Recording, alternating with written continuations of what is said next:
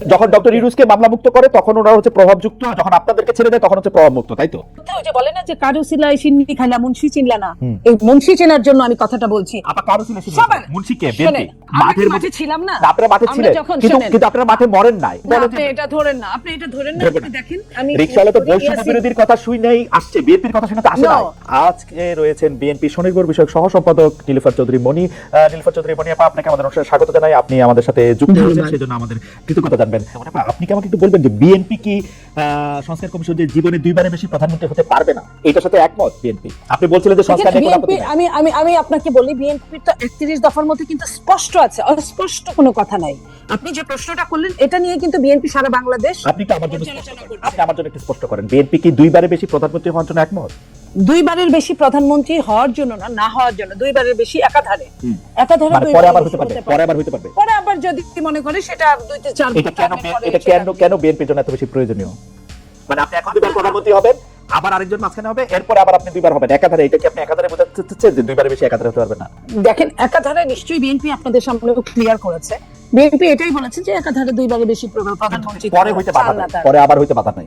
পরে নিয়ে আসলে শুনেন, এটা নিয়ে কোনো আলোচনা হয় না। এটা এই আলোচনাটা আপনারা তুললেন কেন? মানে আপা, আপনারা কি ইলেকশন চান না, ভয় পান ইলেকশনে যাইতে? আমরা ভয় পাবো, আপনি কি এটা বলতে পারেন? আমি আপনাকে একটু বুঝাই বলি, এই সংস্কারের যেই কথাগুলিতে আপনি আসলে একমত হন নাই, দুইবারের বেশি প্রধানমন্ত্রী হবে কিনা পরবর্তীকালে, এগুলি আপনাদের কোনোভাবেই আর দ্বিমত পোষণ করার কিছু ছিল না। আপনারা বললেই পারতেন যে হ্যাঁ আমরা এগুলি মানি, সংস্কার করে ফেলো, 1 মাসের মধ্যে সংস্কার হয়ে যেত, 2 মাসের মধ্যে ইলেকশনের জন্য প্রস্তুত হয়ে যেত।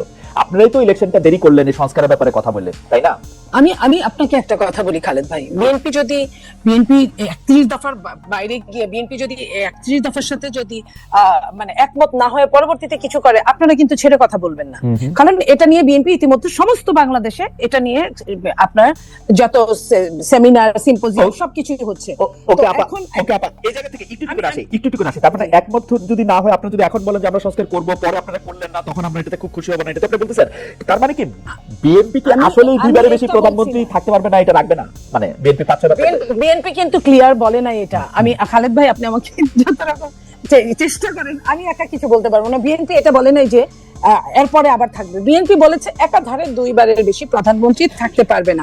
এখন এরপরেরটা আমার মনে হয় সংস্কার নিয়ে বিএনপির যারা নীতি নির্ধারক মহলের মধ্যে সালাউদ্দিন ভাই কথা বলছেন, কাজ করছেন সংস্কার নিয়ে, আমার মনে হয় যে আমাকে না ডেকে যদি ওনাকে ডাকতেন সবচেয়ে ভালো হতো। উনি আপনার এই প্রশ্নের উত্তরটা সরাসরি দিতে পারতেন, যেহেতু উনি কাজ করছেন। আমি একটা কথা বলি, আমি বলতে পারি, আমি একটা কথা বলি, বিএনপি কিন্তু তার অবস্থান স্পষ্ট করেছে যে এখানে সংস্কার কমিশন বলেছেন যে দুবারের বেশি কেউ প্রধানমন্ত্রী থাকতে পারবে না। বিএনপির অবস্থানটা পরিষ্কার করেছে যে একাধারে দুবারের বেশি কেউ থাকতে পারবে না। তার মানে একাধারের বেশিবার কিন্তু থাকতে পারবে, এটা হচ্ছে বিএনপির অবস্থান।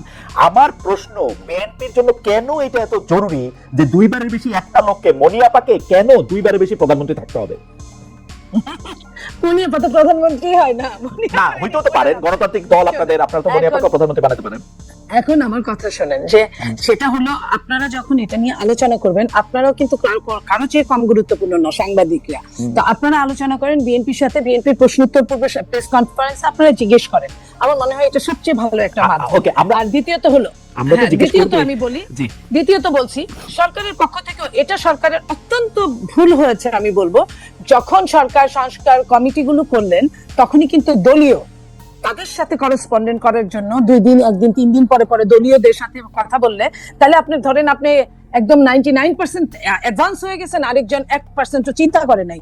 এই যে চিন্তা শক্তি, অথচ যে 1% চিন্তা করে নাই তার কিন্তু শক্তি, ক্ষমতা বা আপনার যেটা বলেন পরিচালনার ভার, তার কিন্তু অনেক বেশি পরবর্তীতে। তো এই পরবর্তীর কথা বাংলাদেশের কোনো মানুষ কখনোই চিন্তা করে না। যদি মানুষ এই চিন্তাগুলো করতে, বাংলাদেশে অনেকগুলো টাকা বেঁচে যেত, অনেকগুলো সময় বেঁচে যেত, এবং প্রত্যেকটা মানুষের জন্য ভালো হতো। আপনার কথা আমি পরিষ্কার বুঝতে পারতেছি না, কিন্তু আমি যতটুকু বুঝতে পারতেছি যে বিএনপি, মানে আমি প্রশ্ন অন্যভাবে করি, কারণ হচ্ছে যে ধরেন আমরা বিএনপি কে কি বিষয়ে সর্বাত্মক আন্দোলন করতে দেখছি 15 বছর। 15 বছরের মধ্যে 2014 থেকে বা 2013 নির্বাচনের সময় থেকে, যখন আওয়ামী লীগ সরকার তত্ত্বাবধায়ক সরকার ব্যবস্থা বাতিল করে, তখন থেকে বিএনপির একটাই দাবি ছিল যে একটা নির্দলীয় নিরপেক্ষ তত্ত্বাবধায়ক সরকারের সময় নির্বাচন করতে হবে। এই একটাই দাবি, শেখ হাসিনা তার পদে থেকে নির্বাচন করতে পারবেন না। এখন শেখ হাসিনা তার পদে নাই, লেভেল প্লেইং ফিল্ড চেয়েছিল হ্যাঁ। বিএনপি, লেভেল প্লেইং ফিল্ড ও, একটা absolutely, নির্দলীয় নিরপেক্ষ absolutely। সরকারে। এখন শেখ হাসিনা ক্ষমতায় নাই, আগে নির্বাচন। না একটা শেখ হাসিনা ক্ষমতায়, আমি লেভেল প্লেইং ফিল্ড, তো শেখ হাসিনা এখন ক্ষমতায় নাই, ক্ষমতায় যিনি আছেন তিনি নির্বাচন করতেছেন না, প্রফেসর ডক্টর মোহাম্মদ ইউনূস। একটা জায়গা থেকে এই নির্বাচনটা করার সময় বিএনপি সবার আগে জাতীয় সরকারের কথা বলেছিল, জাতীয় ঐক্যমত্য সরকারের কথা বলেছিল, সংস্কারের কথা বলেছিল 31 দফার মধ্যে।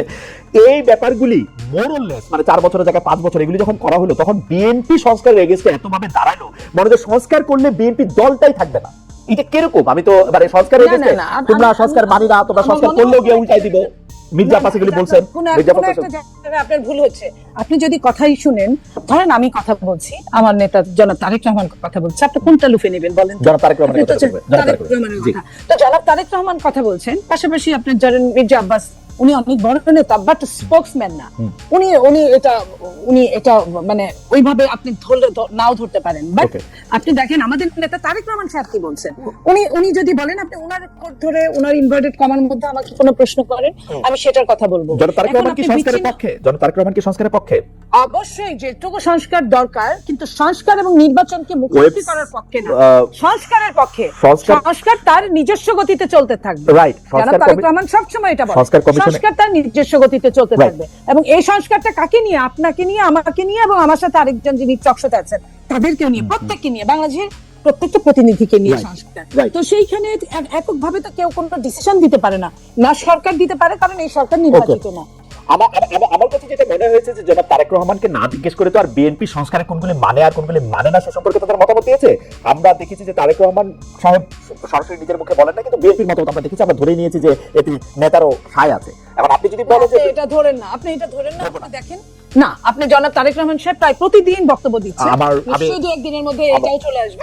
আমার মনে হয় যে আমি আশা করবো জনাব তারেক রহমান মেনে নেবেন, দুইবারের বেশি প্রধানমন্ত্রী হবে না, একবার একাধার দেখাধার কোনো শব্দ ইফ বার সেগুলো যুক্ত করবেন না। আমি আশা করবো যে আরো যে দুই একটা জিনিস আমি দেখে আমি আশা করবো এটা মনে হয় আপনার মতো আমরাও একটু আশাই করতে পারি। বিচার বিভাগকে ঠিক প্রভাবিত করা যায় না, এটা আপনি বলতেছেন তাই না? না, প্রভাবিত তো একটা সময় করা গিয়েছে। না এই সময় না শেখ হাসিনা সরকারের কথা বলতেছেন, শেখ হাসিনা সরকারের কথা বলতেছেন। আমি এই সময়টা অন্য কোনো কথাই যাব না, আমি এই সময়টাই শুধু এইটুকু বলবো যে যারা সাফারার ছিল, খুব প্রধান উপদেষ্টা সহ যারা আক্রোশের ইসে ছিল, তারা কিন্তু অনেকেই মুক্ত হয়েছে এই জায়গাটায়। তার মানে যে সম্পূর্ণ প্রভাব মুক্ত বিচার বিভাগ, এটা তার মানে হচ্ছে যে যখন ডক্টর ইউনূসকে মামলা মুক্ত করে তখন ওরা হচ্ছে প্রভাবযুক্ত, যখন আপনাদেরকে ছেড়ে দেয় তখন হচ্ছে প্রভাব মুক্ত, তাই তো? নো, আমি বলেছি উনারটা যখন হয়েছে একই ক্রাইটেরিয়ার মধ্যে যদি আরগুলা পড়ে বা তার চেয়ে হালকা ক্রাইটেরিয়া যদি পড়ে, তাহলে কিন্তু ওগুলো কিন্তু বানচাল হয়ে যাওয়ার কথা। আমি এই কথাটাই বলেছি। ওকে, ঠিক আছে। আমি তার মানে বলি নাই যে প্রভাব মুক্ত হলে কিন্তু উনারও সময় নিত, উনারও মিনিমাম 7 মাস সময় নিত, উনার কিন্তু 7 মাস সময় নেয় নাই। খালেদ ভাই, এটা আপনি একটু খেয়াল করেন। আমি একটু জাবিনের কয়েকটা প্রশ্নের উত্তর দিতে চাই, আপনি যদি একটু সময় দেন। সেটা হলো, জাবিন প্রথমেই বলছে যে তারা ফেসিবাদের জন্য, বিলোপের জন্য মাঠে নেমেছিল, যদিও আপনি প্রতিবাদ করেছেন, কারণ তাদের যারা যুদ্ধ করেছে, যে কয়েকজনের নাম আমরা দেখি সামনে, তাদের ম্যাক্সিমামই কিন্তু ছাত্রলীগ করতো সেই মুহূর্তে। তো সেই মুহূর্তে ছাত্রলীগ করতে বাংলাদেশের সবার জন্য এটা ভালো হলেও আওয়ামী লীগের ঘর থেকে আসার পরে এটাকে এক ধরনের মুনাফিকি বলে, অন্য কিছু বলে না। তাদের জন্য আমি সবার জন্য এই কথাটা বললাম। আমার লাভ হয়েছে, দেশের লাভ হয়েছে, আমি অস্বীকার করবো না, কিন্তু এই লাভের জন্য ওরা তো তবু 1-1.5 বছরের একটা প্ল্যান করে 1-1.5 মাসের মধ্যে থেকে এটা এক্সিকিউশন করে, সেটা কোটা দিয়ে পারুক আর যাই দিয়ে পারুক, ওরা তো এটা এক্সিকিউশন করে দেখাইছে। আমরা কি সেদিন মাঠে ছিলাম না? আপনারা মাঠে ছিলেন, কিন্তু আপনারা মাঠে মরেন নাই, মরছে উনারাই।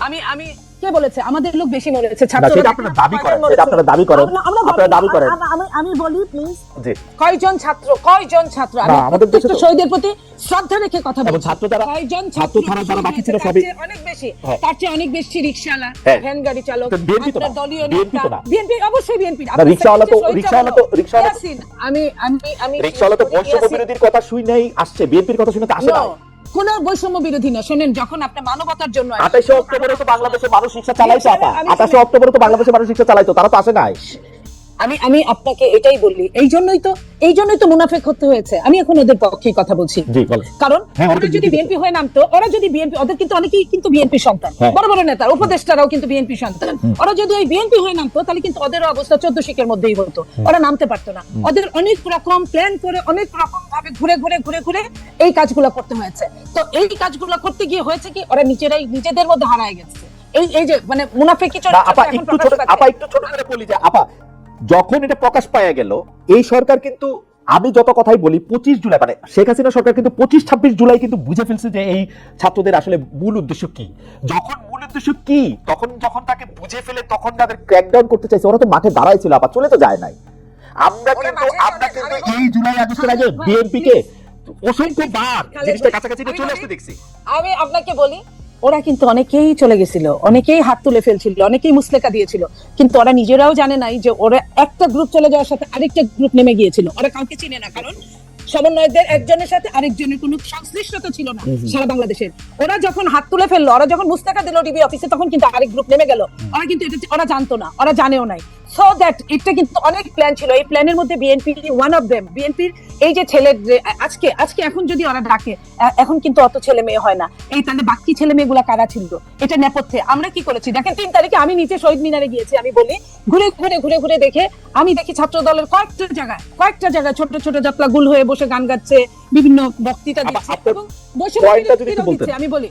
আমি পয়েন্টটা এটাই বলতে চাই যে নেপথ্যে ওই যে বলে না যে কারো সিলাই সিন্নি খাইলা মুন্সি চিনলা না, এই মুন্সি চেনার জন্য আমি কথাটা বলছি। দিন যত যাবে তত আরো ক্লিয়ার হবে যে মুন্সিটাকে কারো সিলাই সিন্নিটা হয়েছিল। আমি ওই সিন্নির কথাই বলতে চাচ্ছি। আপনি তো আমাদের প্রশ্ন করে বলেন কারো সিলাই আগেও ছিল, আপা কারো সিলাই মুন্সি কে? বিএনপি। আমি আপনাকে একটা কথা বলি, বিএনপি 15 বছর 15.5 বছর মাঠেই ছিল, মাঠেই আছে। বিএনপি যখন নিজের নামে কখনোই এই সরকারকে ফ্যাসিস্ট, এটা কিন্তু নরমাল কোন সরকার না, একটা ফ্যাসিস্টকে যখন বিএনপি তুলতে পারবে না একা, তখন অন্য যেভাবে আসুক, বলেন না যে মিমুষু রোগীর জন্য সবকিছু হালাল। এই জুলাই আগস্ট আমার মনে আপনার বক্তব্য পরিষ্কার। আমরা দেখছি হেফাজতের সময় আসলে বিএনপি বলছিল যে তারা পাশে আছে, তারা পাশে থাকতে বলছিল, বেগম জিয়া আহ্বান জানিয়েছিলেন, তারা বিভিন্ন সময় আসলে পাশে ছিলেন, এই কথা আমার অস্বীকার করার কোনো উপায় নাই।